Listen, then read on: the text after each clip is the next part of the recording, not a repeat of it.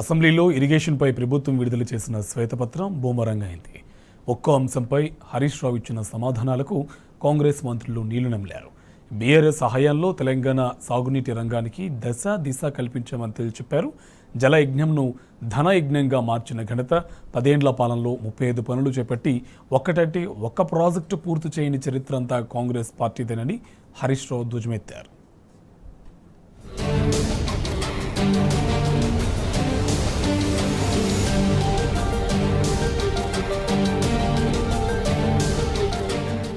సాగునీటి రంగంపై శ్వేతపత్రం అంటూ హడావిడి చేసిన కాంగ్రెస్ పరిస్థితి పెనం నుంచి పొయ్యిలో పడ్డట్టుగా మారింది. అసెంబ్లీ సాక్షిగా శ్వేతపత్రంలోని ఒక్కో అంశాన్ని లేవనెత్తుతూ హరీష్ రావు చెప్పిన సమాధానాలకు ప్రభుత్వం వద్ద సమాధానమే లేకుండా పోయింది. గతంలో 10 ఏళ్లు అధికారంలో ఉన్న కాంగ్రెస్ పార్టీ రైతులకు కనీసం సాగునీరు కూడా ఇవ్వలేకపోయారని హరీష్ రావు గుర్తు చేశారు. 10 ఏళ్ల పాలనలో చేపట్టిన జలయజ్ఞంను ధనయజ్ఞంగా మార్చిన చరిత్ర కాంగ్రెస్ పార్టీది అన్నారు. తెలంగాణ రాష్ట్రంలో బీఆర్ఎస్ ప్రభుత్వం ఏర్పడ్డ తర్వాతే సాగునీటి రంగం అభివృద్ధి చెందిందన్నారు. తెలంగాణ సాగునీటి రంగానికి కేసీఆర్ ప్రభుత్వం దశాదిశను చూపెట్టిందన్నారు. ఎన్నో పెండింగ్ ప్రాజెక్టులను పూర్తి చేయడంతో పాటు కొత్త ప్రాజెక్టులను కట్టి లక్షలాది ఎకరాలకు సాగునీటిని అందించిన చరిత్ర బీఆర్ఎస్ దేనని హరీష్ రావు శాసనసభ సాక్షిగా తేల్చి చెప్పారు.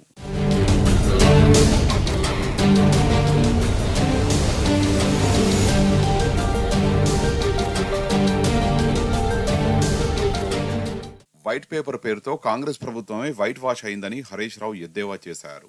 సాగునీటి రంగంపై ప్రభుత్వం పవర్ పాయింట్ ప్రెజెంటేషన్ ఇచ్చినట్టే బీఆర్ఎస్ కు ఇస్తే ప్రజల ముందు వాస్తవాలు ఉంచే అవకాశం ఉండేదన్నారు. 2004 నుంచి 2014 వరకు అధికారంలో ఉన్న కాంగ్రెస్ ప్రభుత్వ తప్పిదాలను పీపీటీలో పెట్టి ఉంటే బాగుండేదన్నారు.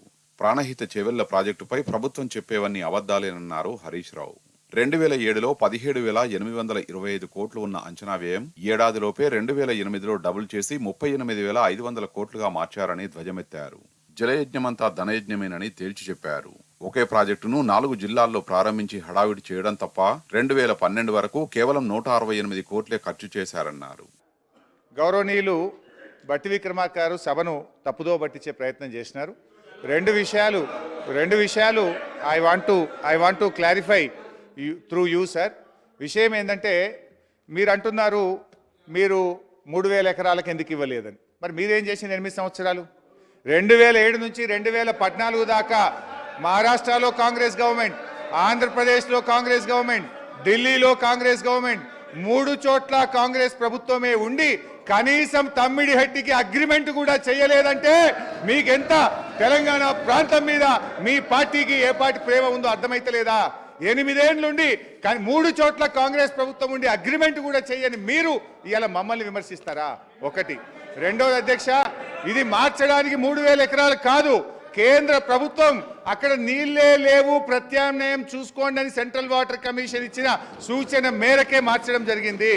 రెండవది అధ్యక్ష, ఇంకొక లేఖలో మీ యొక్క రిజర్వాయర్ల కెపాసిటీ సరిపోదు పెంచుకోండి అని సిడబ్ల్యూసి సూచిస్తే 14 టీఎంసీల సామర్థ్యం నుంచి 141 టీఎంసీలకు పెంచుకున్నాం. వీటన్ని కారణాల చేత దాన్ని మనం రీఇంజనీరింగ్ చేసుకోవాల్సి వచ్చింది. కేసీఆర్ ముఖ్యమంత్రిగా ఉన్న సమయంలో ప్రాణహిత చేవెళ్ల డిజైన్ మార్చాలనుకోలేదని, అదే ఉంచాలని ప్రయత్నించామని హరీష్ రావు చెప్పారు. ప్రాజెక్టుకు జాతీయ హోదా కల్పించాలని అడిగినా కేంద్రం సహకరించలేదన్నారు. తుమ్మిడిహట్టి బరాజ్ ఎత్తు పెంచకుండా అప్పటి మహారాష్ట్ర ప్రభుత్వంతో సంప్రదింపులు జరిపామన్నారు. ఆ తర్వాత మహారాష్ట్రలోని బీజేపీ ప్రభుత్వాన్ని కలిసి సంప్రదింపులు చేశామన్నారు. ఈ నేపథ్యంలోనే ప్రత్యామ్నాయం వైపు ఆలోచించామని హరీష్ రావు చెప్పారు.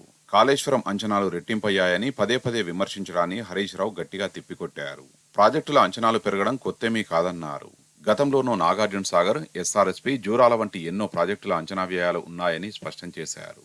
రాజకీయ ప్రయోజనాల కోసం ప్రాజెక్టుల రిపేర్లు ఆపవద్దని ప్రభుత్వానికి హరీష్ రావు సూచించారు. అయితే అధ్యక్ష పాయింట్ ఏంటంటే అధ్యక్ష ఇక్కడ చాలా ముఖ్యమైన విషయం ఏంటంటే నిజానికి ప్రాణహిత సేవలను మేము మార్చాలని అనుకోలేదు.